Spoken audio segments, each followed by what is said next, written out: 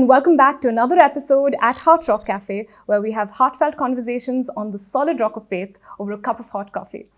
Today, we are continuing a second part to our conversation on mental health awareness in the youth. And joining us today are Dr. Angeliqueka Rao and Augustine. And if you missed the last episode, please watch it. The link will be in the description and on the screen. But here's a quick recap for you. What are the most common issues that the youth face today? Bullying, you think about, self-esteem issues. Right. You have addictions. Right. You have pure mental illness as well. Before sleeping, we usually don't just nod off. We take our phones, just give it a small Instagram check over there and then only give us sleep. And that small Instagram check will just go on and on and on. Doom scrolling, I think it's called now. Yes. Okay. When you talk about depression, the first thing which again comes in my head is heartbreaks, because I have a lot of friends who had lots and lots of these this heartbreaks. is the age. Yeah, This is the age. Yeah. There's also another thing where people say that they are depressed or are feeling anxious, but I'm not really sure if they know exactly what that word entails. So from like a medical or a clinical standpoint, could you maybe give us clarity on that? And also, I think if you're writing competitive exams and you're like 10th standard, 12th standard, those are like very high pressure, very intense years. So I know of like people now in perhaps even their 30s, late 30s, who sometimes have nightmares. Yeah, so you've mentioned quite a few points there that are really relevant and pertinent to what we are talking about, Augustine. So let's go back to when you didn't actually do as well as you thought you would do. Yes. Yeah. At that point, it's very difficult for people, especially young people, but adults of any age as well, to differentiate your performance with who you are. Okay, you tend to absorb it, that if I can't perform to a certain level, I'm not a good person. Yes. I'm not capable, I'm not good enough. To make that differentiation between how you perform, whether it's work or exams, and who you are as a person is so important. Yes. Because that has a direct impact on your self-esteem. Right. The other point that was very interesting is that you punched a wall, right? Now,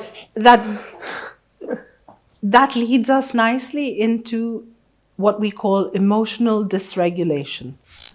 So emotional dysregulation is a very important psychiatric component with young people. Punching a wall now and then is absolutely fine. It's not an issue. But when that becomes your only way of releasing any kind of internal pain or dysregulation, that leads you into what we call self-harming. Yeah.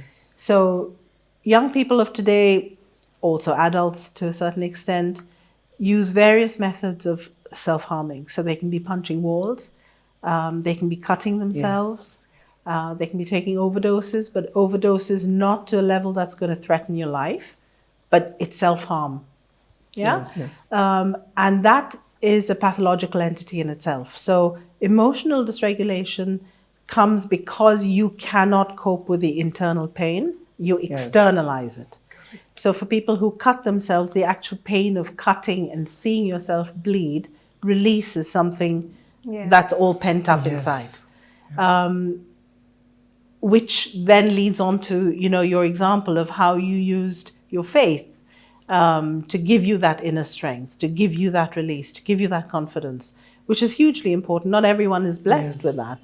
And I think that's where it's, for us, given the context that we're speaking in, families, friends, significant other people like, your priest, your youth group, all of them can be so supportive and be guiding lights to, instead of holding everything in and internalizing it and assuming that you're not good enough because of your performance, it leads on to other things if you don't get the right kind of support.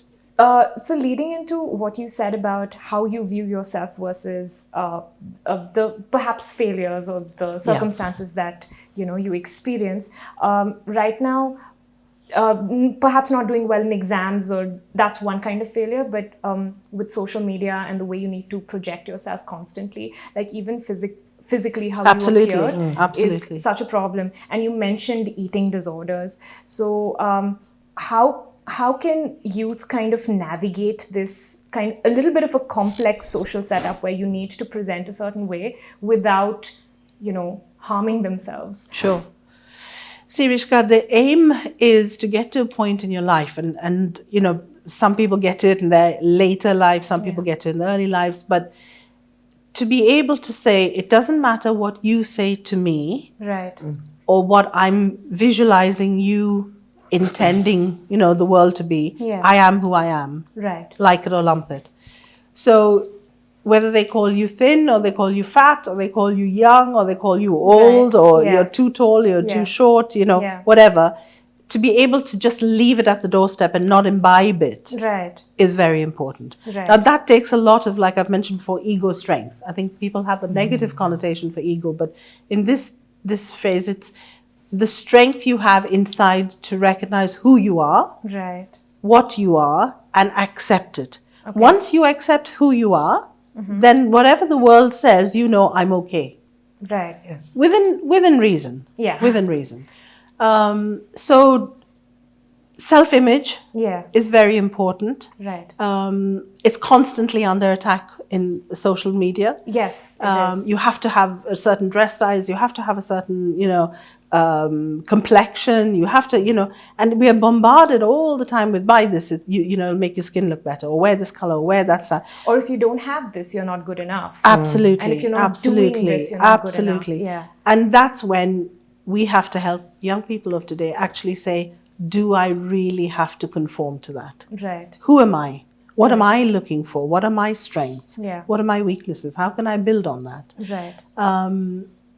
That's when you can leave it at the doorstep and come in and be yourself. Yeah.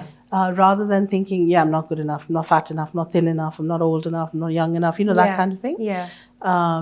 Those are issues that you're not going to get away from social media. You have to get away from yourself being vulnerable to it. Okay. So it's about strengthening yourself and saying, to a certain limit, that's very helpful, but after that, I am who I am. Right. And it's also about taking ownership on some Absolutely, level. and that can take a lifetime sometimes, because, Yeah. right through our lives, we have various relationships, we have experiences, all of that, we have knockbacks, and it's how we assimilate all that experience to say, right, I'm okay. I may not be perfect, but I'm good enough. Right. So And that's being, gotta go. absolutely. As Absolutely. ma'am had told, that it is actually one of the biggest things we youths actually face. We don't live for ourselves. We live for the society. That's right. Right. So maybe the friend group will be like, okay, one of my friends, he has a girlfriend. I'll be like, why don't I have a girlfriend? He will be like that. So we'll try to get a girlfriend that time. So it's correct. A big point, ma'am. That was many of the time we don't live for ourselves. It's not like we should be always towards the society. How I want the society to accept me. Yes, Yeah. accept me. So for that, I will change myself for the society. Maybe that was a good example you had given. But you see, that tends to be a slippery slope, Augustine, because how many times will you keep changing?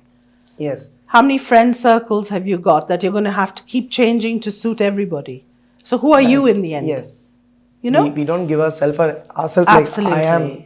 This is me. It's not like that. It's like I'm. But in saying that, I don't want that to sound completely negative. You do need the context of a friend circle, family circle to know who you are. You need a context. Yes. You need to be within a framework, as long as it's a framework that you can be comfortable with. Yes. And that's important. That's important. So I think a key takeaway is like self-awareness and then a good support system. Absolutely. And building self-confidence to accept you for who you are. Right.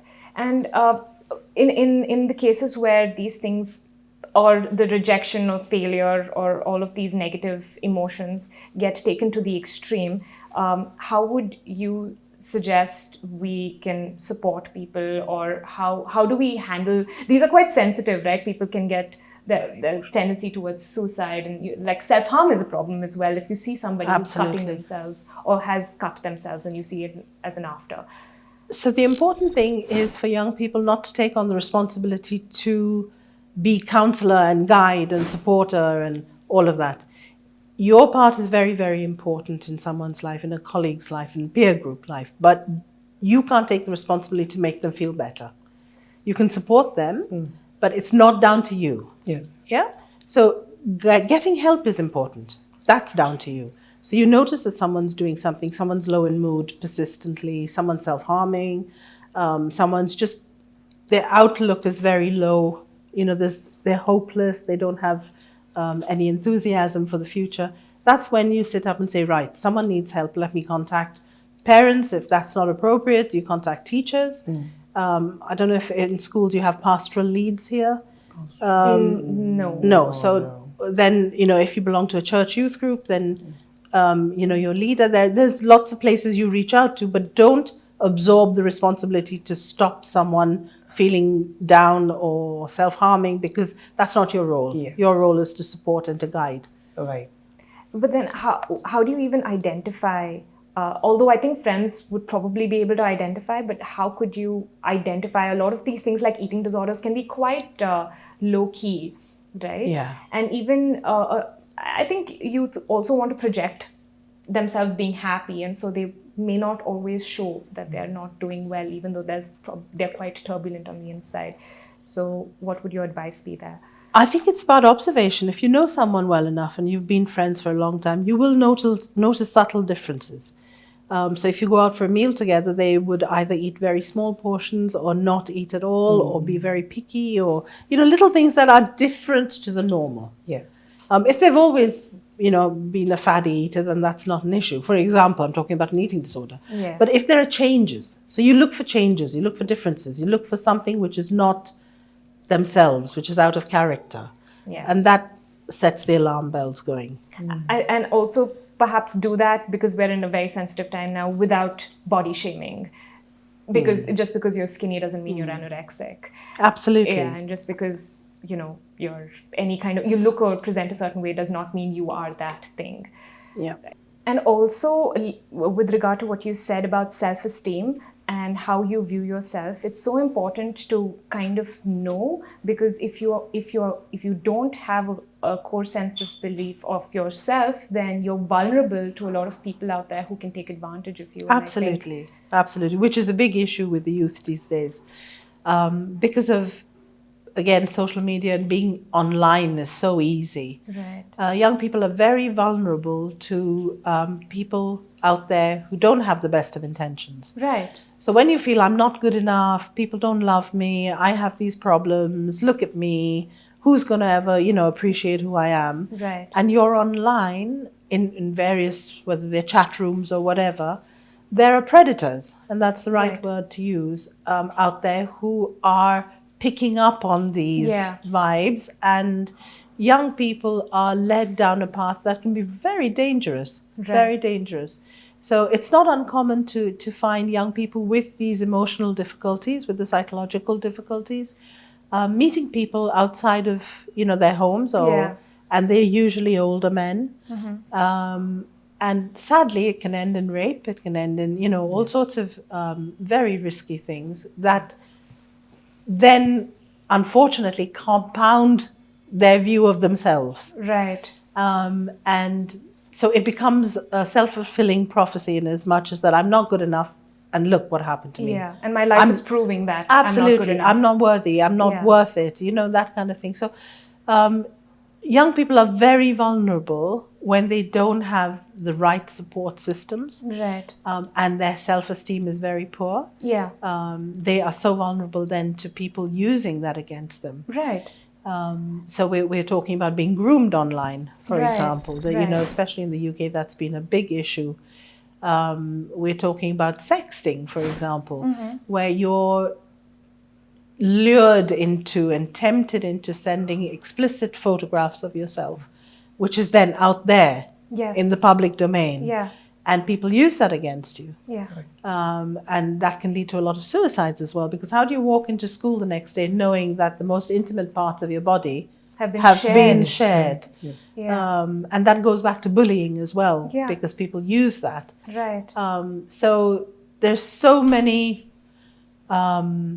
traps and so many, you know, pitfalls that young people have to be careful. Not just young people on those issues, I have to say, you know, anybody can get caught in that trap.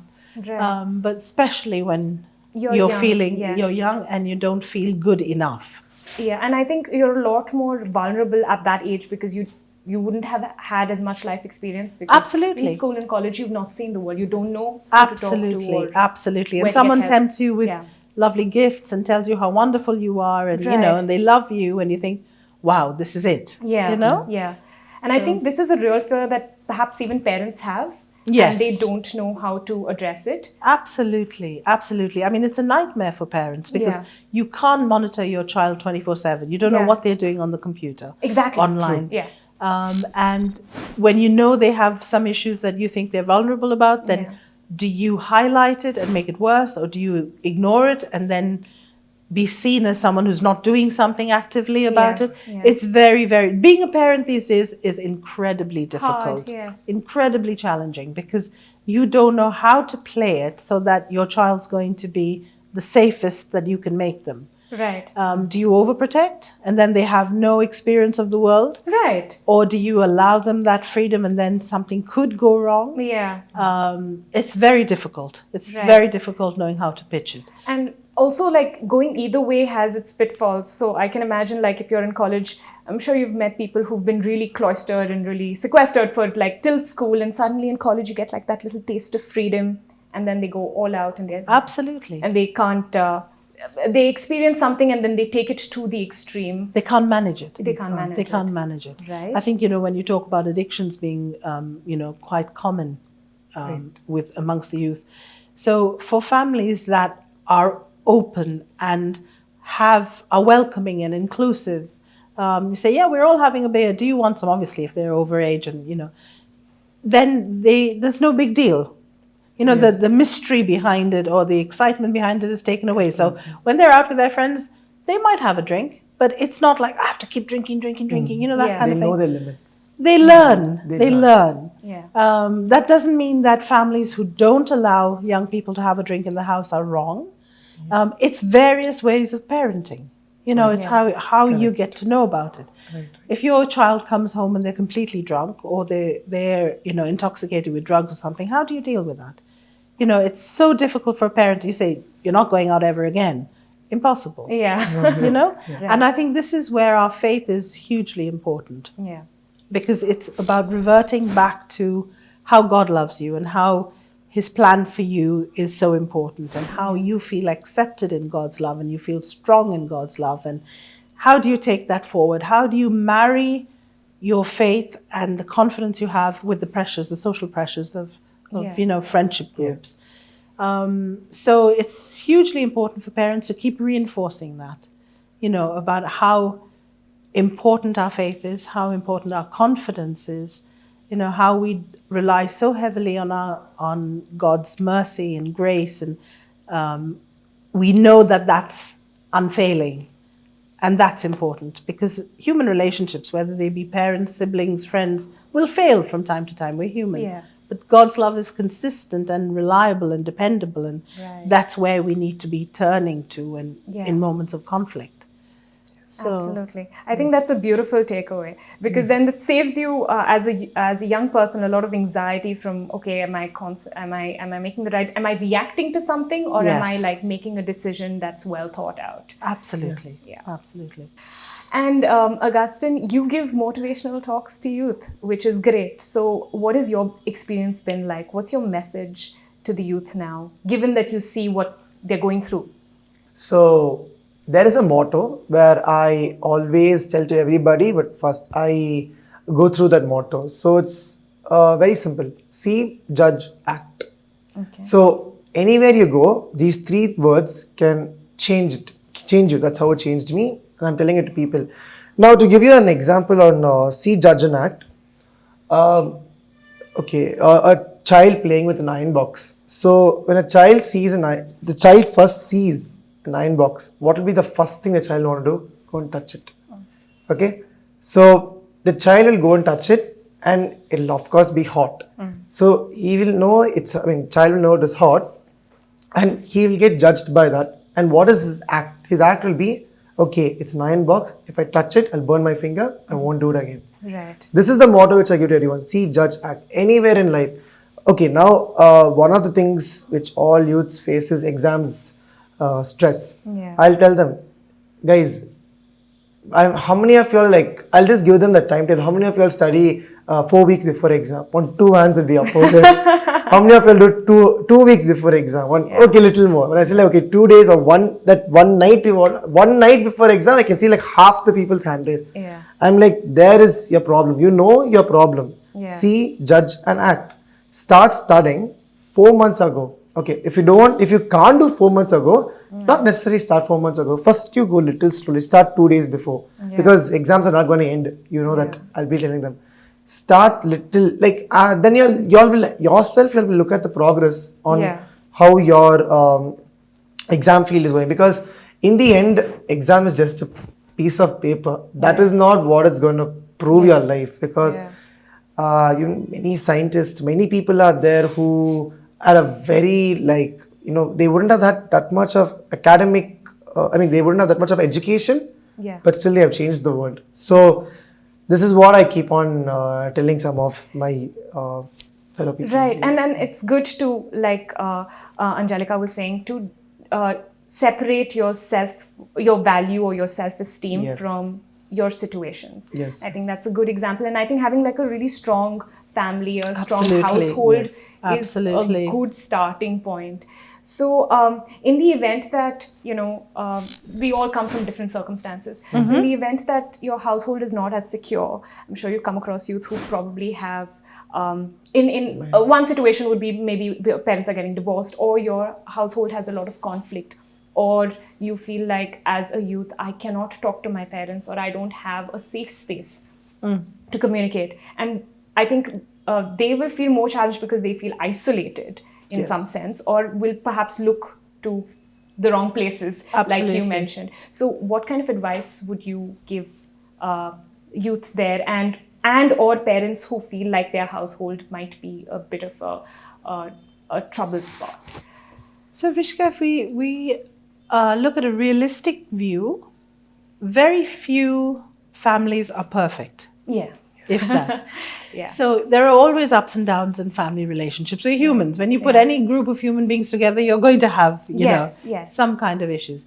But when do they become so serious that they're affecting the mental health of people, members of the family? Right. So if a young person feels, actually, how can I go and talk to them about my problems when they've got problems themselves? Yeah. I don't know if I walk in today, they're going to be yelling at each other. They're not going to be talking to each other at all. Yeah. Where do I fit into that? Yeah. So that becomes a huge emotional drain on a young person. Yeah. Now that, if it continues, if the fighting, if the hostility between parents or in-laws or, whatever the family setup is, if that is an ongoing thing and it permeates into the young person's life, there's no way he's going to go home and talk about how he's feeling, because not only because he doesn't have the confidence that they will be able to deal with it, but also he'll feel guilty that he's adding to the burdens that they're experiencing. So in those situations, he needs to, or she needs to look outside of the family home and get help from someone who can then mediate a relationship between the family and the young person. So counselors are good, youth leaders are good, spiritual guidance. Absolutely. Because sometimes as parents, we're blinded. We don't see what's in front of us. We're so busy with just getting through each day and working and raising kids, and so you miss the subtle kind of differences and changes that are happening with young people. And you need someone to take 5. Can you see the difference? Can you see what's happening? Someone's not coming home till late every night, or someone's not going out as much as they did. Someone doesn't want to eat with you. They're happy eating in their room. Why is that kind of withdrawal? What are the differences? Right. So it takes that break where you have to actually stop and think. And like you said, look around, assess what's happening, see where you are with the situation, and then see how you can support your child. Right. And young people need to allow a margin for parents to be able to get on board with that. I think young people expect, right, I've come to you, I've told you I've had a really bad day, and what are you doing? You tell me, come back later, I'm too busy. That's not good enough. So they want that immediate reward. They want that immediate response, which sometimes parents just it's not in don't the have. There's a lot going on. Exactly. There's a lot going on. You don't realize the implication behind that at that point in time. Right, right. So it's about somebody being able to throw light on that. Yeah, yeah. And if in the situation that this dialogue is opened up and you've come to your parent and you've spoken about it, then is there any advice that you would give parents that maybe these are the steps that you can take, or maybe this is how we can make this a more an environment where you can work through your issues? Sure. So I think what's hugely important and is very difficult and very challenging, and I speak as a parent, is befriending your child. Yeah.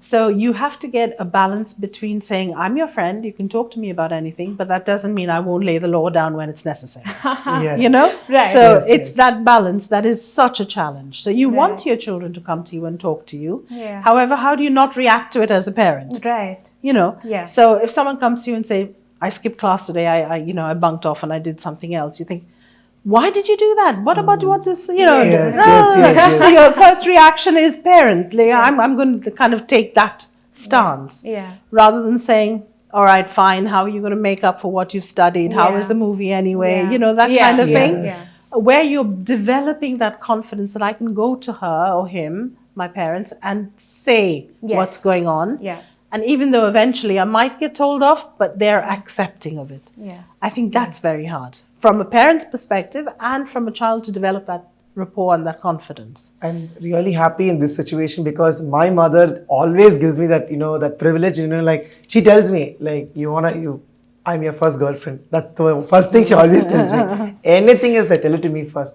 That's why I'm very connected. I'm very lucky to have a mother like that because for example, I have been in, like if I tell I like a girl, will anyone go tell their mother, I like this girl, she looks very pretty, show her Instagram handle? No. Yeah. I was the guy who actually went and I showed my mother, this girl looks very nice, she's also a Malayali. I'll tell her that. So I'll just tell like that. And my mother won't scold me. She'll be like, she looks good, da. Correct?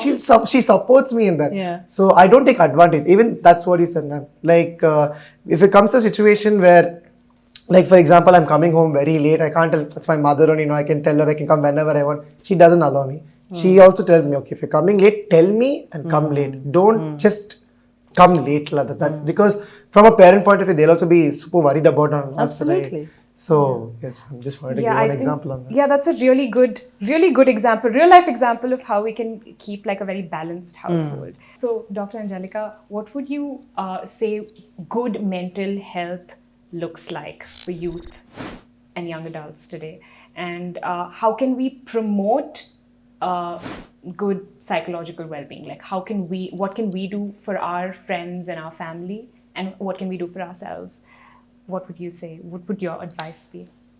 It's a big question. Yes. Okay, so what is good mental health? Yeah. So if we say good mental health is the lack of any mental disorder or mental illness, then that's good enough. All right. Okay? Yeah. Now, sometimes developing mental illness is not in our hands. It's not because we did anything, or it just is. Right.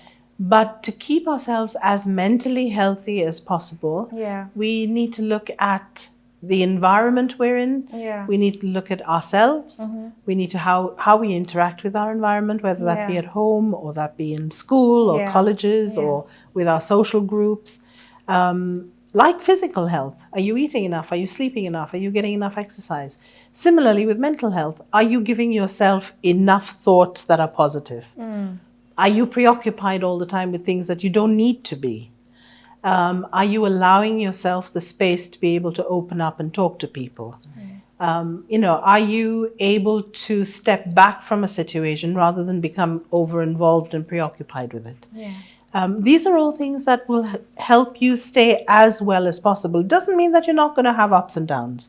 But when they cross a boundary and become an illness is when, it becomes an issue. So it's impossible to say that we're all happy all the time and everything is fine. It isn't.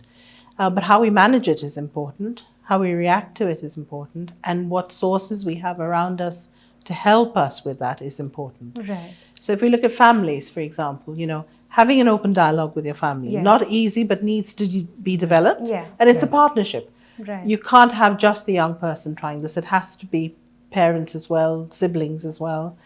Look at your friends, Are you in the right group? Are they destructive? Are they negative? Are they supportive? Yeah. Most importantly, look at your faith. You know, how are you bringing your faith into your everyday life? Going to mass every Sunday is all very well, but what do you carry home from that? How do you put it into practice? How do you keep yourself well, mentally, emotionally, psychologically? So what does good mental health look like? It's really a combination. It's, it's a tapestry, as life is, and how you keep that going, and how. But what is important is that it takes work every day. Right? Yes. It's You have to invest in it every day.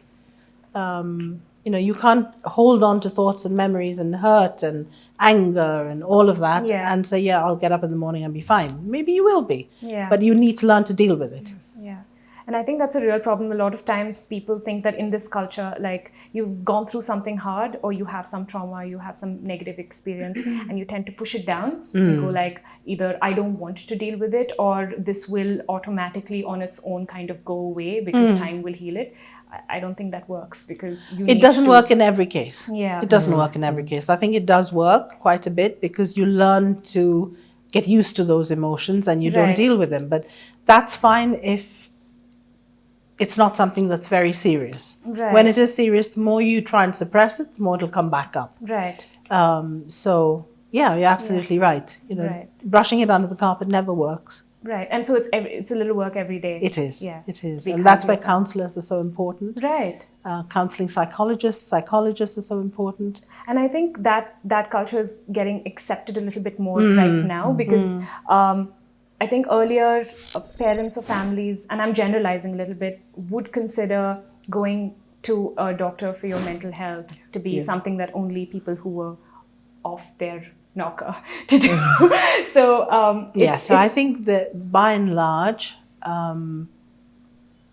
we're not completely psychological minded. Yeah. So it's a spectrum, say from 0 to 100. Yeah. Either people tend to believe you're either perfectly all right or you're completely mentally unsound. Yeah. They don't understand that there are varying shades of depression, of anxiety, of psychosis, of so many other mental illnesses we haven't even talked about. And the stigma and the taboo that goes with it is so difficult, and that's not just in India, it's all over the world. I think it is getting better. It's reassuring that there are psychiatrists who are practicing and spreading the word that it's not a bad thing to have a mental illness or to need to see a psychologist or a psychiatrist.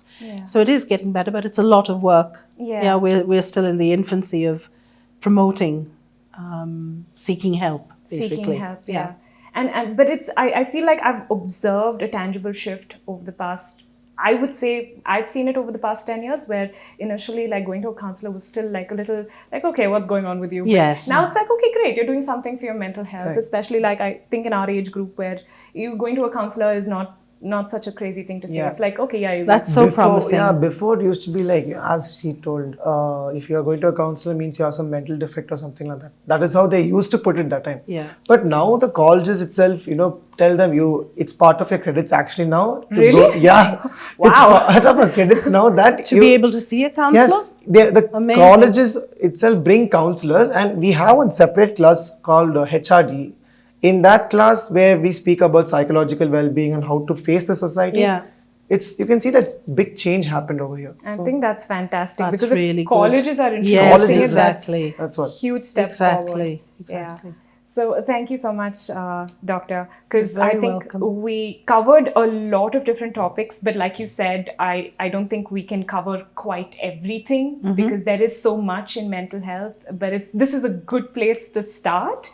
And I think for those of you watching at home, if you'd like us to elaborate or talk more about any one particular topic, or if something resonates with you and you'd like us to, go further, dive deeper into it, then please write to us or fill up the comment section and tell us what you'd like us to talk about. And maybe we can follow it up in like an Insta Live and, we can take this conversation forward. So thank you so much for joining us. I think, Augustine, before we conclude, if you could just lead us in a small prayer. Sure. You know that. In the name of the Father, Son, and the Holy Spirit. Amen. Thank you so much, Jesus, for this beautiful day. Thank you so much for giving us this opportunity to come together and talk about this topic on mental illness, God. Thank you so much for that.